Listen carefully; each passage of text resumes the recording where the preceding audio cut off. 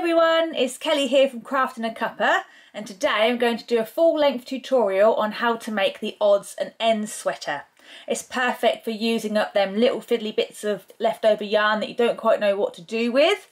Or what I'm going to do for this one, because I actually used up a lot of ends in this sweater, so I'm going to make my own variegated yarn using my how to make a scrap ball tutorial. I'm going to link that in the description below, and hopefully, if I've done the technology right, it will appear on this screen while I'm talking. Who knows though, because I'm quite bad with technology, but hopefully that has done. So because I've used all my odds and ends in this sweater, I am going to make a scrap ball out of these four colours. And that's the beauty of this sweater, is you can literally grab any thickness of the yarn, it doesn't matter because it's made to measure. So this one's aran, and this is chunky, so I'm going to make a chunky version. So yeah, you can literally grab any colours and chop them up and make a scrap ball of yarn. So that's what I'm going to do. So yes, you need to find the tutorial for that because I've not included it in this one. There is a separate tutorial on how to make the scrap yarn ball. Or you could just make this in one colour, it's up to you. So yeah, like I said before, it's made to measure. So you can use any thickness of yarn from your stash. It's in US terms and there are 9 sizes available, extra small all the way up to 5XL. All the measurements that you need are going to be in the written description, and I will show you how to measure your garments throughout the pattern to make sure that you're staying on track. So I think that's everything. Once you have your scrap ball of yarn or whatever yarn you're using, I'll meet you back here and we'll start the tutorial. So I've been busy working up a yarn ball with my chosen colours because I don't really have enough odds and ends. Kind of wish I'd have included them black in there somewhere, so I might add it in as we're working through. I don't know yet. So we're going to make 2 panels. One will be the front, one will be the back, and then we're going to seam them together and then attach the sleeves and do the neckline and then the ribbing. So we're going to start with the back panel first. What else is I going to say? Oh yeah, it is slightly oversized with around 5 centimetres positive ease. And I have provided yarn yardage as well and in grams, and that's based on an aran weight yarn. So let's do it. Okay, so we're going to start with the back panel first.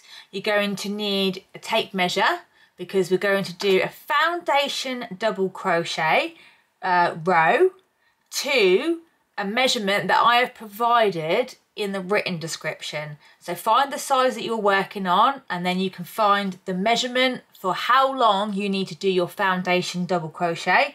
I'm making a size small and mine says around about 45 centimetres. Now I'm just going to crack on and do my foundation double crochet.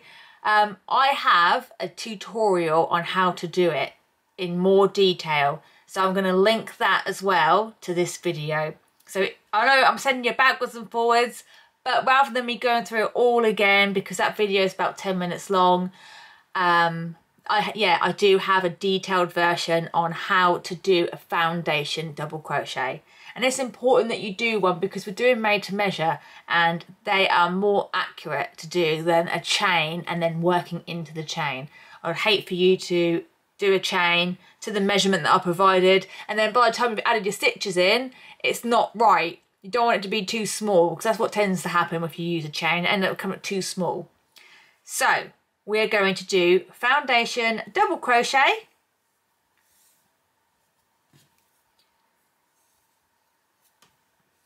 So remember, if you need to know how to do this in detail, you can find the tutorial on my channel on how to make a foundation double crochet.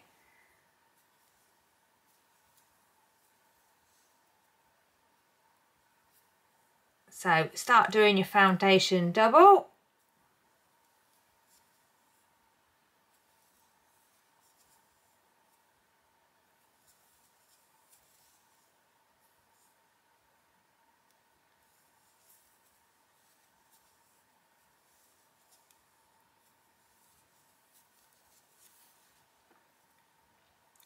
Currently my yarn ball is so big I've got it in a little tub beside my feet.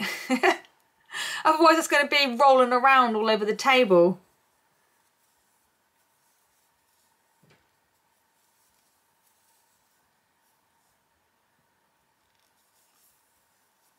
Yeah, I always used to feel a bit daunted by foundation double crochets, but or any sort of foundation start. I'd be like, I don't know how to do that. But I actually really like them now. Like I say, it's a much more accurate measurement when you're working with made to measure clothes. And it's good for blankets as well. You haven't got to go up a chain. You haven't got to go up a hook size, I mean, when you're working with blankets.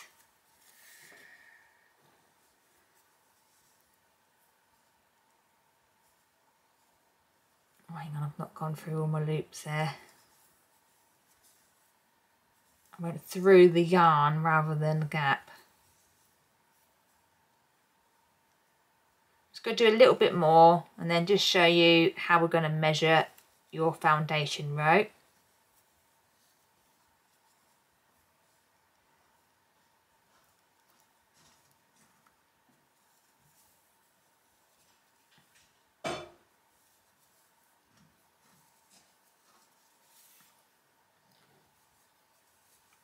Do one more.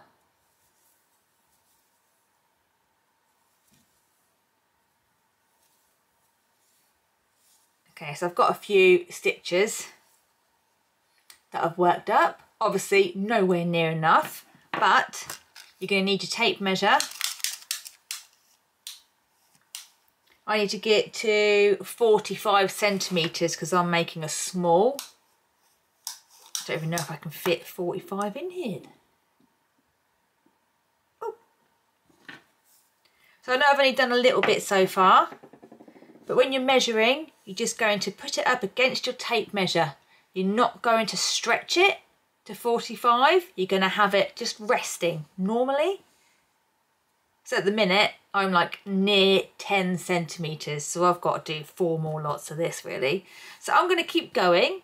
But if I come to a knot in my scrap ball, I'm going to come back and show you what I do. Okay, so I have managed to do my foundation row on my back panel and I haven't come across a knot yet. Basically, if you came across a knot when you was doing your back panel, whatever way your knot has fallen, I would say make that your wrong side. So if your knot kind of went behind your work, then make that your wrong side. So every time you come across a knot, you're going to manipulate it to face the back panel, not the back panel, face the wrong side of your work. Sometimes you might have to undo a stitch or two to do it, but don't worry, I'm going to show you when I get to mine. I haven't quite got to one yet. I thought I was going to. I'm ever so close though. I have got a colour change coming up quite soon. So I am making a size small, and that is telling me that I need to work my foundation row to 45 centimetres. So I'm just putting it up. I'm not stretching it. I'm just making sure it's nice and straight, and I am about 45 centimetres. So you need to count how many stitches you have in your foundation row, because that is going to be your stitch count throughout the whole of the back panel and also for your front panel as well. I've got 47 stitches in mine. You might have something completely different if you're doing a small, because I'm using chunky yarn and a 7mm hook, and we all crochet differently. You could be using DK or Aran, so don't worry about what I've got, just worry about yours. So let's move on to row 2. So this is a really lovely, simple pattern that we're doing. We're just going to be working in double crochets. And I think because we've got so many different colour changes, it helps to keep it interesting. If it's just one colour, it could be a bit like, oh, these double crochets. But because the colours keep changing, it keeps me occupied anyway. Maybe you quite enjoy it with one colour, and it would look lovely in one colour, by the way. So I'm going to stop babbling. Right, so for your first stitch, you can either chain 3, which you'll class as your first double, and then turn your work and start working into the next stitches, double crochets. I'm going to do mine a little bit different because I don't really like the gap that the chain 3 leaves. So I'm going to do a stacked single crochet. I have got a little tutorial on this, but I am going to also show you on this one as well what I do. It's completely up to you. You can either chain 3 or you could do this little stacked single crochet that I'm about to do. So what you do is you don't chain or anything like that. You just turn your work and you go into that very first stitch and put a single crochet in there. Now we're going to come to this first loop on the right. My voice is disappearing. And we're going to go through that loop with your hook and you're going to yarn over and come through the first loop only. You should now have 2 loops on your hook. You're going to yarn over and go through both of those. And that is your stacked single crochet. And it just helps to stop that gap that chain 3 can cause.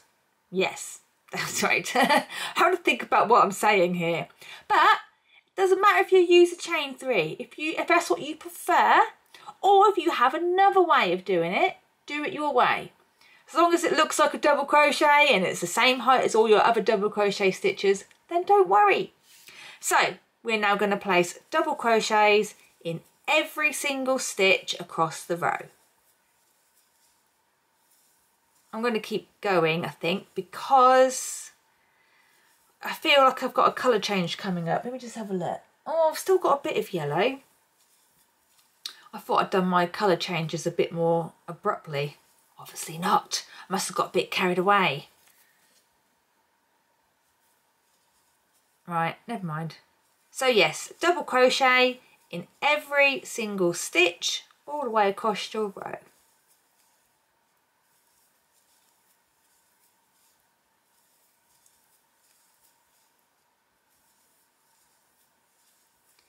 Okay, I've got a little way to go. I'm going to keep going until I reach my first knot because I can see my colour changes coming up. But I'm going to, not fast forward, but pause the video and I'll meet you back here when I come up to my first colour changing knot.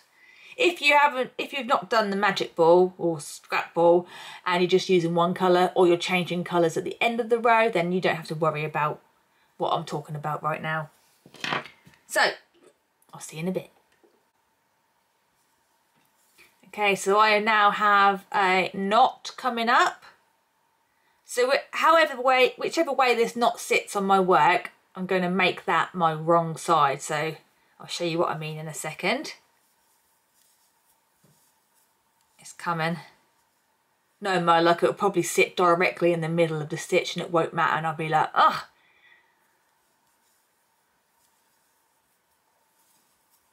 No, okay, so look, it looks nice and clean, whereas this side you can see the knot is sticking out a little bit.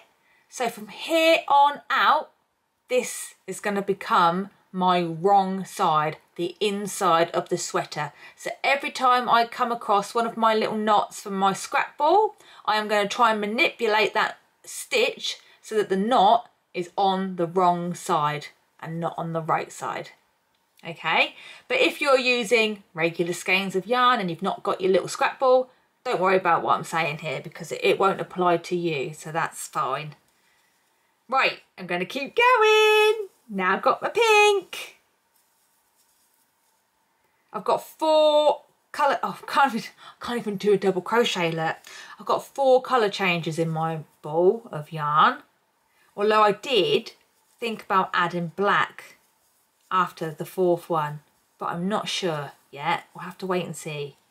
I think I kind of decided not to add black because it doesn't record well, but I do really want black on the cuffs and the ribbing, so we'll have to wait and see. Or I could alternate my 4 colours that I've used.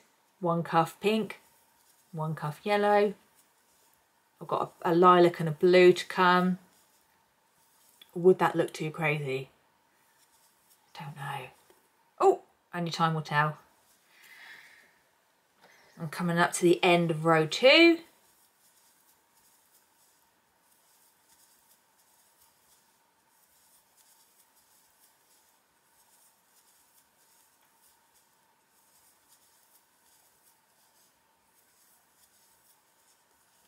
Oh, more fingers and thumbs.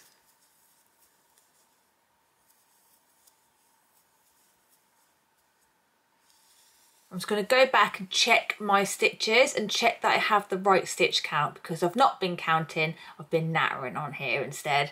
So I'm going to come back and start row 3, but row 3 is exactly the same as row 2 and all the rest of the rows will be exactly the same. But yes, I'm going to stop babbling while I just quickly count my stitches and make sure that I've got the right amount. Yep, I've got the right amount of stitches. My stitch count is 47 and I have 47 stitches on row 2. So row 3 is exactly the same.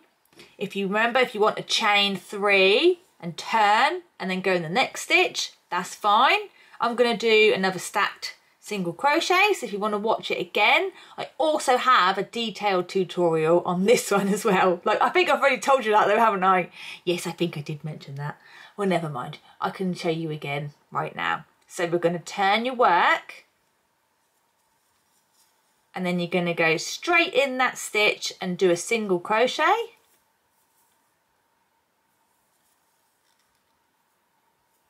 Then you're going to come back to this first stitch and put your hook through that stitch, yarn over and come through the first loop only, and then finish it off with one more single crochet. So you're going to yarn over and come through the top, last 2 loops. There you go. So that's my first stitch.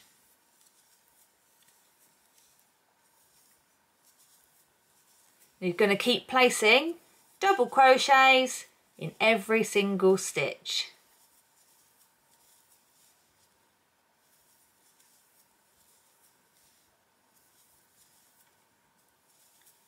Nice and easy. Sometimes it's nice just to have a bit of a mindless project on the go, isn't it? Especially if you like to watch things on the telly.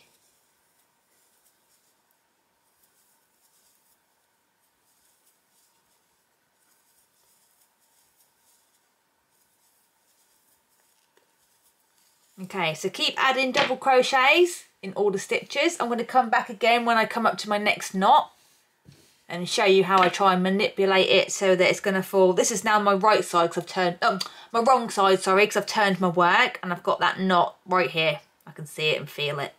So I'm going to try, if I have a new knot come up, a new change of colour, I'm going to try and make sure that it's on this side. Or if I turn my work, I'm going to make sure it's on the back side. So I'll meet you back here when I get to my next knot. If not, if it doesn't come when I get to here, then I'll meet you here instead. I feel like I'm a small kid again. I'll meet you at the shop after school.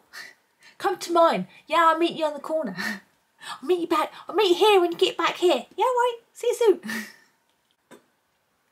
Right, so I'm coming up to the end of row 3. And I've got a little got a new knot coming soon. Not far away. So because I did the stacked single crochet, I want to show you what it's like to put your last stitch in that stacked single crochet. So it's just here hanging on the side. So basically if you like twist it towards you, you can kind of see like a V, like that you're kind of used to working in, but it's on the side a little bit. So just going to go through those top 2 loops through that V with your last double crochet. Actually much easier than trying to find the bloomin' top of the chain 3 sometimes. There we go. So round 4 is exactly the same. Not round, sorry, we're doing rows, aren't we? Row 4 is exactly the same. I'll do a little bit with you because I've got a knot coming up and I want to try and manipulate that. It's going to be on this side, isn't it? But I'm going to turn my work. So if you want to chain 3 again, that's up to you. Chain 3, that will be your first stitch, and then go into the next one with your double crochet.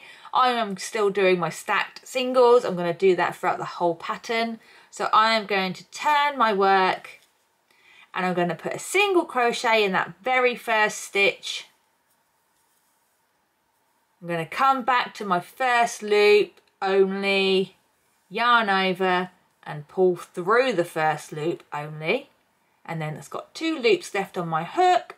I'm going to yarn over and come through those 2 loops. And now I'm ready to continue with my normal double crochets in every single stitch. I've also got a colour change coming up and a knot, which I'm going to try and manipulate to what is now the wrong side of my work, which is here. There's my other knot there.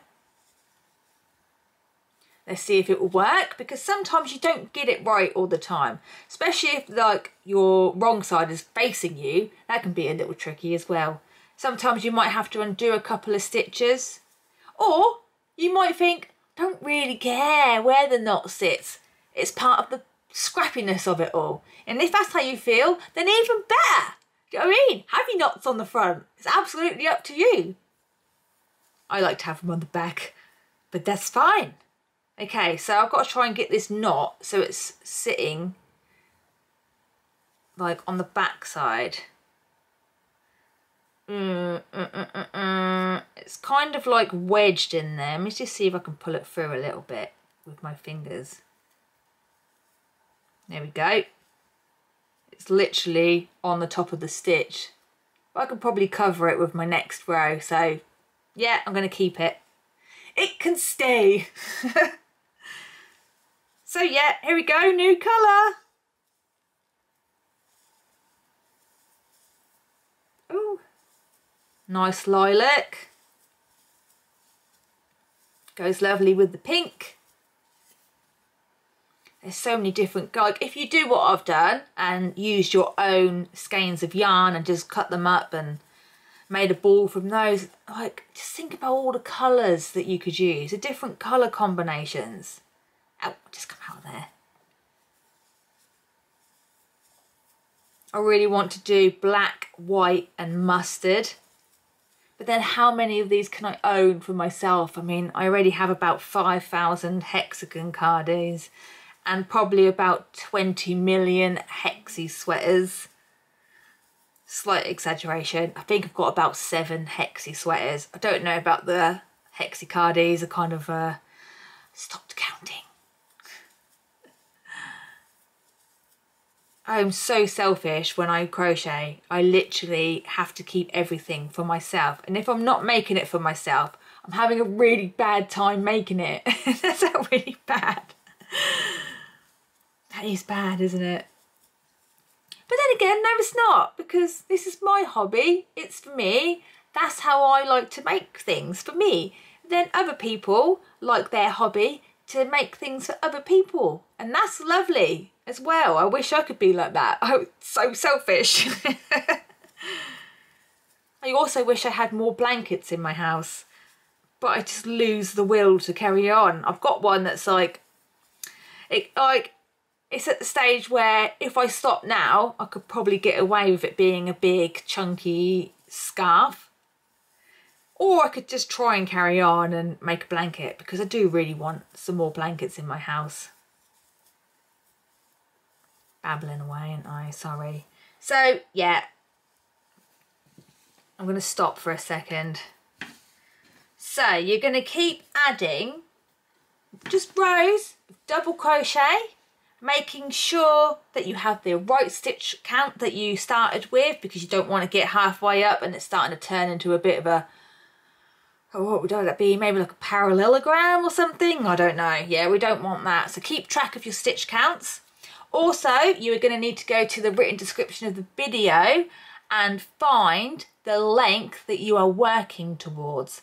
Now, this is kind of based on a cropped sweater, but if you're not down for cropped sweaters, you can make this as long as you want to, okay? I've just done mine cropped because I like them to go with the skirts and my high-waisted trousers and things like that. So if you want to go to the measurement that I've provided, when you get there and you look at it and hold it up against yourself and you think, no, that's too short, then that's fine. Keep adding length until you're happy with it. But I'm going to go with my measurements that I've used because I know I like that measurement on me. So I'm doing a small, and mine says to keep working rows of double crochet until I reach around about 43 centimetres. So if you're going to use my measurements, when you measure your work, don't measure at the edge because it's not the most reliable place to measure. Always measure in the middle. So, I mean, I've not got a lot going on here at the minute. Definitely not near 43 centimetres. I'm about 6.5 centimetres. So I'm going to keep working double crochets backwards and forwards until I reach a roughly 43 centimetres. And that will be the back panel. So I'll meet you back here when you have got your back panel and you're happy with the length. If you decide to add more length than what I've provided, bear in mind that once your sweater is assembled, you are also going to be adding some ribbing around the bottom as well. So that's going to add to length as well. But yeah, just keep working up your front panel, your back panel. Even though it is your back panel, you can hold it up to your chest and your neck to see where it's sitting. So yeah, meet you back here when you've got your back panel.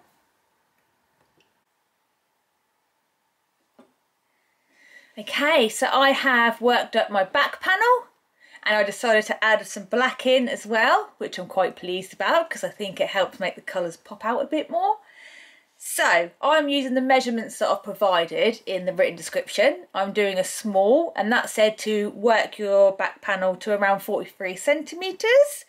If you want yours to be longer, like if you hold it up to your shoulders and you think that's a bit small for me, make it as long as you want it to be. But bear in mind, again, that we're going to be putting ribbing on the bottom once the whole thing's been assembled. So I'm just going to take my tape measure and measure from the centre down. And I'm not quite 43, but it's like over 42.5. So I am going to take the measurement of 43 and say that's where I'm at. I'm using chunky yarn, so if I add an extra row, it's going to go way over 43 anyway. So I'm happy with where we are. The next thing we're going to do is the front panel. So we're going to do the exact same thing we've just done. You're going to foundation, double crochet, the same amount of stitches that you have used for your back panel, and you're going to keep working double crochets back and forth, back and forth, back and forth until you reach the measurement of the back panel but minus 8 centimetres, because we're going to add some neckline shaping at the top of the front panel. So if we use mine for example, it's about 43 centimetres. We're going to go for 43 centimetres. So 43 minus 8 is 35. That means that I have to work my front panel until it reaches 35 centimetres in length. So yours might not be 35, yours might be different if you've used a different length. Whatever your length is, minus 8, and that is how long you need to make your front panel. So I will meet you back here when you have your front panel, which is going to be 8 centimetres shorter than your back one. Okay, see you soon. Okay, so I now have my front panel all made up and it's 8 centimetres shorter than my back panel. So now what we're going to do is we are going to add some rows of neckline shaping. So you're going to need your tape measure. I don't know what I've done with mine. That's a good start. You're going to need your tape measure and 2 stitch markers. So on the previous video, I forgot to say do not fasten off, but I am going to add a bit of text there, hopefully, if I remember, fingers crossed. I have wrote it in my little notebook, but who knows, because my brain's a bit like a sieve. But yeah, hopefully you haven't fastened off. If you have, it doesn't really matter. You just got one little end to weave in. But yeah, we're going to start from this corner and we're going to measure across, and you're going to need to find the measurements in the written description. You're working a size small, and mine says I've got to measure across 14.5 centimetres. If I could find my tape measure. Here we go, I've got it. 14.5 centimetres, and then place a stitch marker in the stitch that is closest to that measurement. So for me, that is this one. So what I'm going to do now is count backwards all of these stitches, and then I'm going to count from here the same amount of stitches and put a stitch marker on this side. So I'm just going to count my stitches, and then I'll come back to you when I know how many they are. Right, so from that stitch marker to the very last stitch, I have 16 stitches. So I'm not going to measure this side because I know that I need 16 stitches in here, and I need to put my stitch marker through my 16th stitch. So I'm just going to do that quickly. 1, 2, 3, 4, 5, 6, 7, 8, 9, 10, 11, 12, 13, 14, 15, 16, and that's going through my 16th one. Now your stitches might be the difference, so don't just do 16. You need to use the measurements in the written description, and that will say the neckline shaping, and that will tell you what measurement that you need from here to here. So what we're going to do now is just start working double crochets back and forth until you have the exact same amount of rows as your back panel.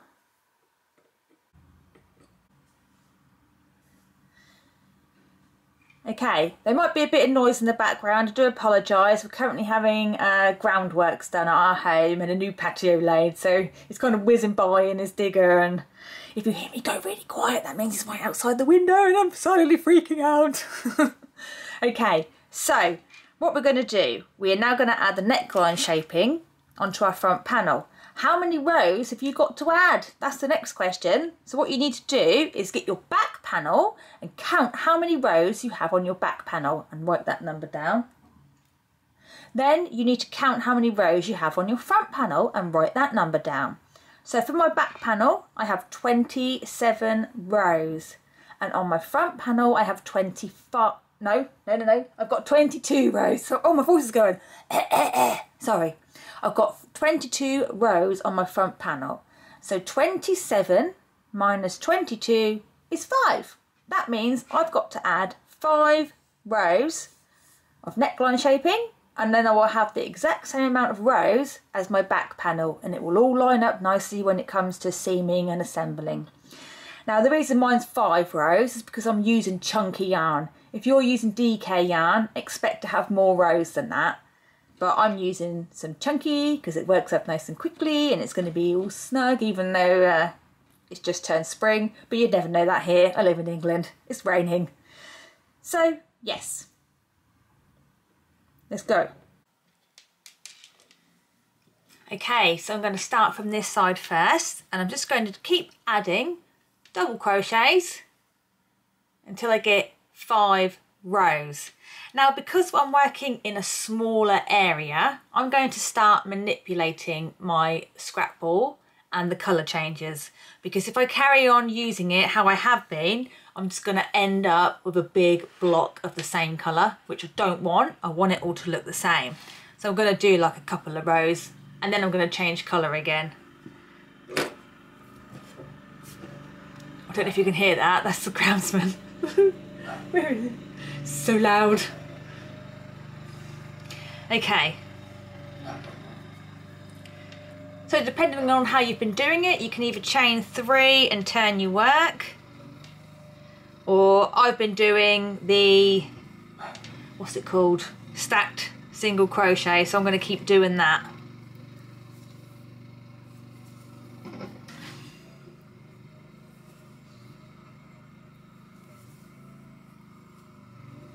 Just move my yarn out of the way. So just put double crochets in every single stitch until you get to the stitch marker.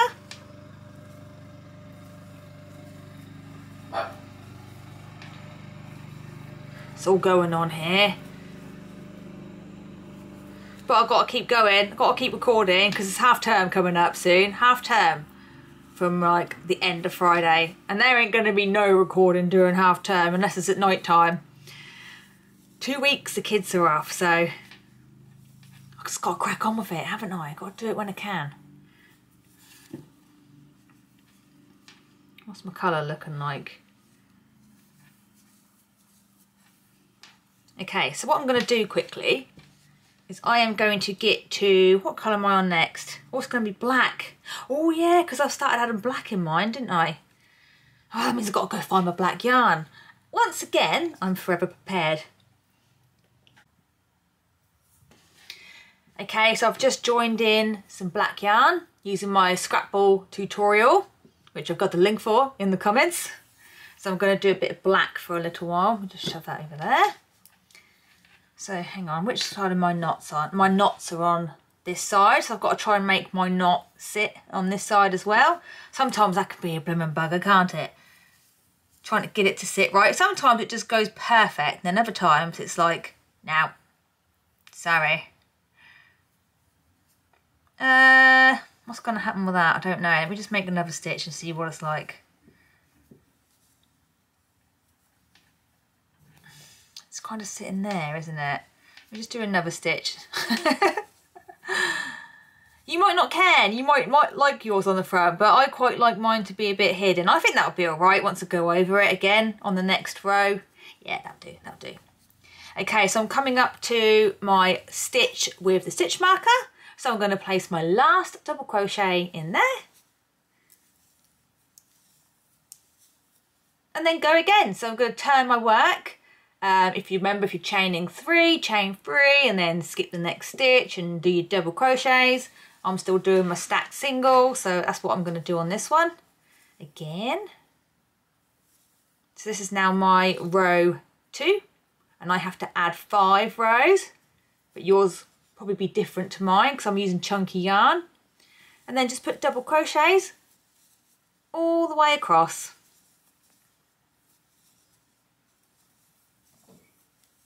How did that come out? Yeah, lovely. Look at that. That's on that side. That knot is.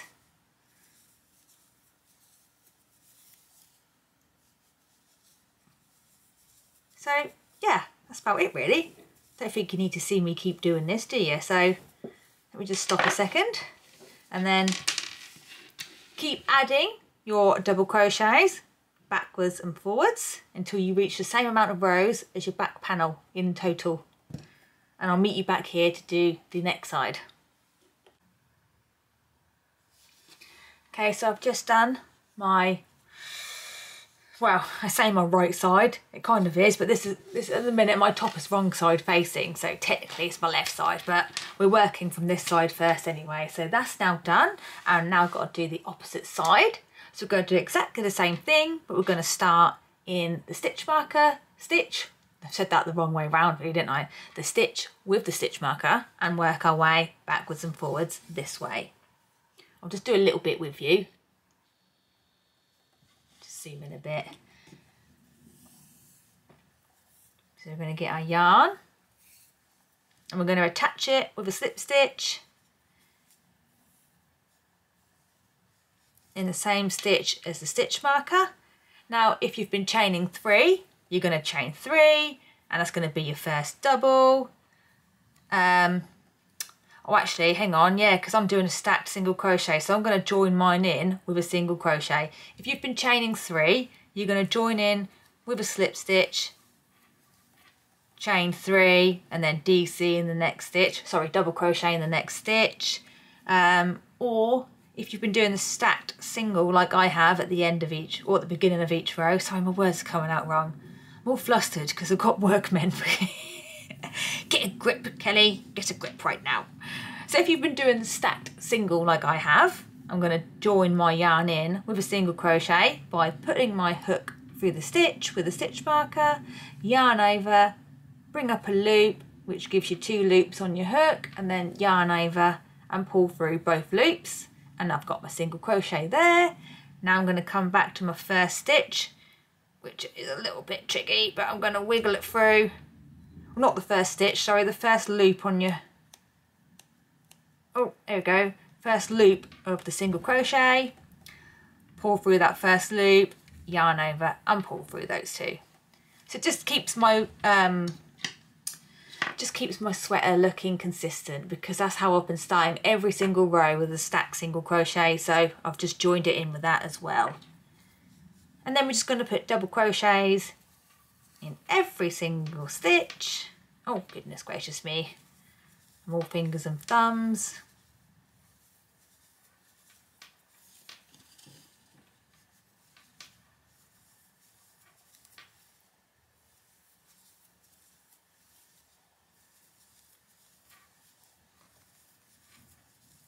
So you probably don't need to see me do much more, do you? But yes, keep adding the exact same amount of rows backwards and forwards here as what you've done here.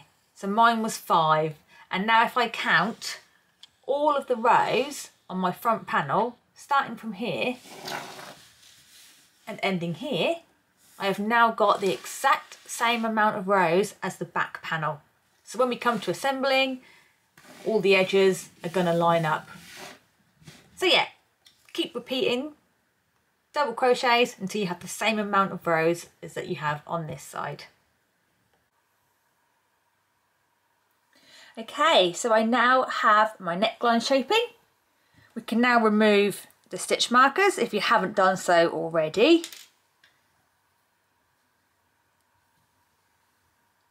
Now the next thing we're going to do is assemble front and back panels at the shoulder seams. So I'm going to get the back panel first, and you're going to need to lay your back panel right side facing up. I'll try and work out where I am. Okay, so I've put all my knots on one side, which has become my back panel. So this is right side facing up for me. If you have used just one colour, because you can totally do that with this sweater, then you pick what side you prefer. Doesn't matter. Just make sure that your front panel is exactly the same, because otherwise when you come to line up your sides and seam them together, you're going to have, if you get it like, so you've got your wrong side is different to the front panel and the back panel, your stitches will line up like right side facing, wrong side facing. So you've got to make sure that they're right side facing all the way for each row, then the next row is all going to be wrong side facing. I hope that makes sense. I'm not being super confusing, but I feel like I am being a bit confusing.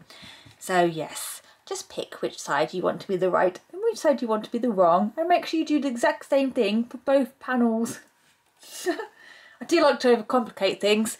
Okay, so back panel laid out flat. This is the top and this is the bottom. We're now going to get front panel wrong side facing up. So basically your two panels are going to be right sides touching. So let me get my front panel. My knots are here, so yes, this is right, wrong side facing up, and lay it on top of the back panel like so. So underneath here is the wrong side of the back panel, and on the top is the wrong side, and these two sides that are touching are right sides together. So what we're going to do is just seam the shoulders at the moment.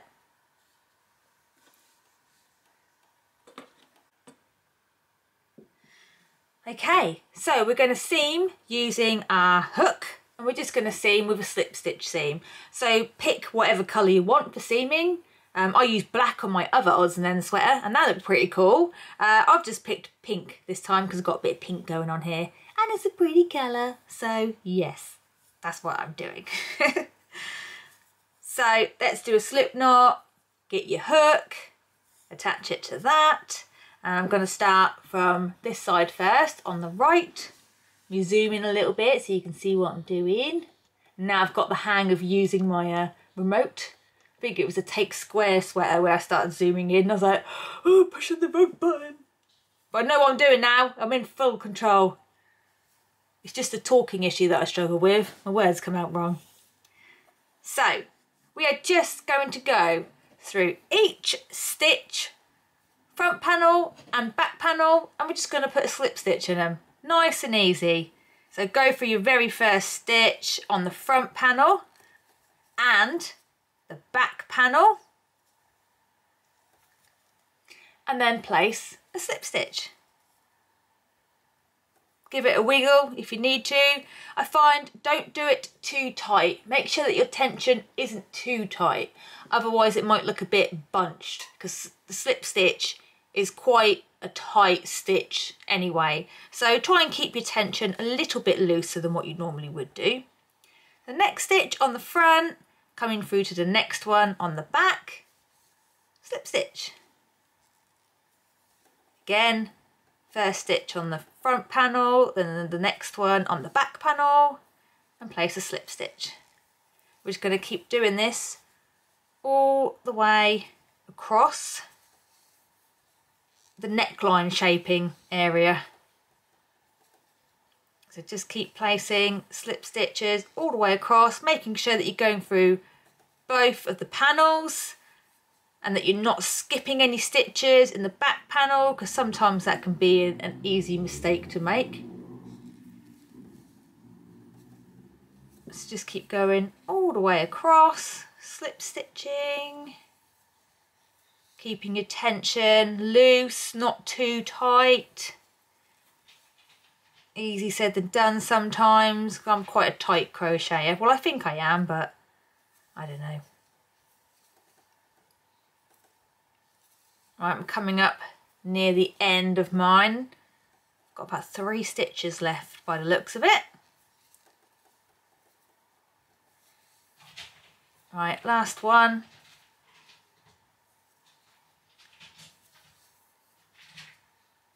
That's done. So I'm just going to fasten off.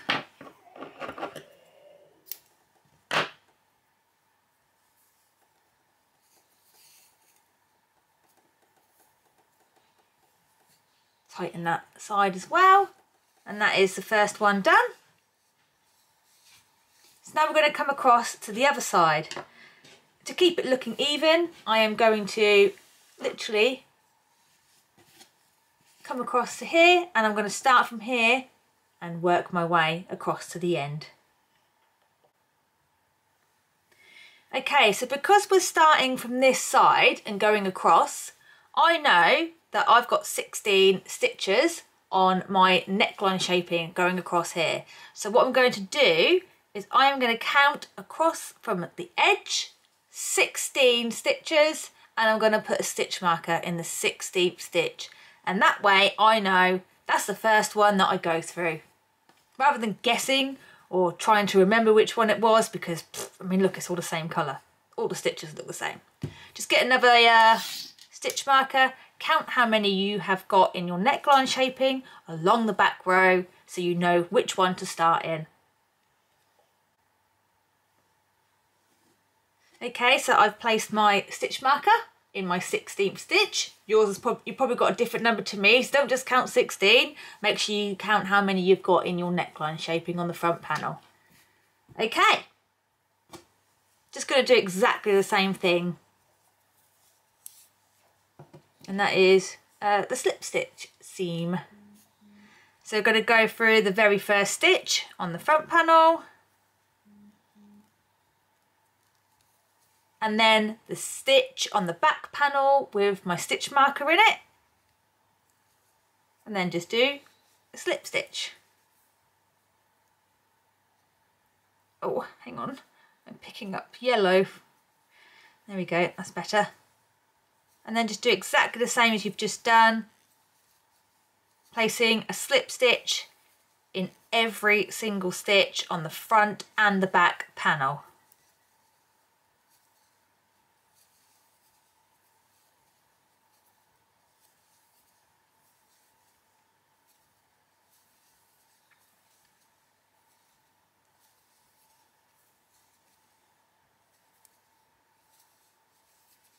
So yeah, keep going all the way across until you reach the end. I'm then going to weave in some ends because I'm not a fan of leaving them to the last minute. But if you do, that is absolutely fine. They just like, they freak me out. If I've got too many, it's just a bit overwhelming, all the ends. So I'm going to finish off my seam, weave in some ends, and then we're going to measure up for our armholes and seam the sides. Right, I've now seamed both shoulder seams. So what we're going to do next is the armholes. So the seam that we're going to use when we seam up the side seams means we have to work on the right side of the sweater, because the seam is going to push it to like the inside of the sweater. So turn your sweater the right way out.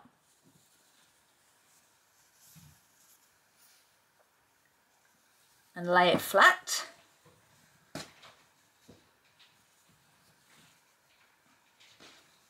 Smooth it all out and the best you can so it's nice and flat. So what we're going to need now is a tape measure and your stitch markers again, because you're going to measure from the top down, and you're going to have to look in the measurements chart again. Well, I say measurements chart, but the written description on the video is going to give you the measurement for your size. I am doing a size small. My measurement says I need to measure down 18, let me just double check. Yeah, 18.5 centimetres or thereabouts. So, just make sure that's all like that. It looks a bit trippy, that bit, but that's where my I changed colour. Bit trippy. Not really that trippy, but yes, I'll just be quiet. So, measuring from the top, mine says 18.5 centimetres. At the minute, I'm just going to concentrate on the front panel. So mine falls to here. It's quite handy that we've got lots of colour changes going on with this sweater, because it's easy to count the rows. Nice and easy to count the rows. So what you're going to do now is just count how many rows that is from the top. So mine is 1, 2, 3, 4, 5, 6, 7, 8, 9, 10, 11, 12. Oh, it would have to be 13, wouldn't it? Don't like that number. Unlucky for some. Ah, oh, dear. Here's what it is though. Here's what it is. So what we're going to do is I'm going to count the exact same amount of rows from the shoulder seam on the back panel and make sure that I've got 13 rows here, and then I'm going to open up my stitch marker and put it through both rows, well, you know, both rows on both panels. So where are we? That looks a bit weird as well where I've seamed it. So my seam is here, so that is 1, 2, 3, 4, 5, 6, 7, 8, 9, 10, 11, 12, 13. So I'm just going to open up my stitch marker and put it through the back panel as well. I don't need to measure this side because I'm going to do exactly what I've just done and count down 13 rows on my front panel and then 13 rows on my back panel and put a stitch marker through both of them. And then if you want to, you can try it on very gently to see how you like the armholes, because we're all different shapes and sizes, and if you think, oh, that's a bit tight, I don't like that, then go down a row or two. Or if you think that's really big for me, go up a row or whatever. Now is the time to do your adjusting before we start seaming the sides. So I'll meet you back here when you've got your second stitch marker in, and then we'll do some seaming. Okay, so I now have my stitch markers in my arms. Well, not in my arms, for my underarms. Definitely don't have stitch markers in my arms. So we have got the top, so it's right side out. So what we're going to do now is do one side. I'm going to go for this one. So we're going to have to lay it out so that your panels are like side by side, which can be a little tricky. Just kind of need to like get it out kind of like this. Doesn't have to be perfect, but just so that you're working side by side like this. It's going to ping open until we start doing what we have to do with it, which is seaming it. So yes, I will also say, if you have got your own preferred seaming method, then go ahead and use it, okay? I honestly don't mind. It's not, well, it's not up to me, is it? It's your sweater. If you want to seam it a certain way, then that's absolutely fine. I'm just going to show you how I'm going to do it with like an invisible join. So I'm going to need to get some yarn because we're going to be using a needle for this one. I know you might think, oh no, I can't do that. Yes, you can. Honestly, it's not that hard at all. So it'll be fine. Get a long bit of yarn. I always get way too much and then end up having loads of knots, but hey ho, it's better to have too much than not enough. I'm just going to thread it through.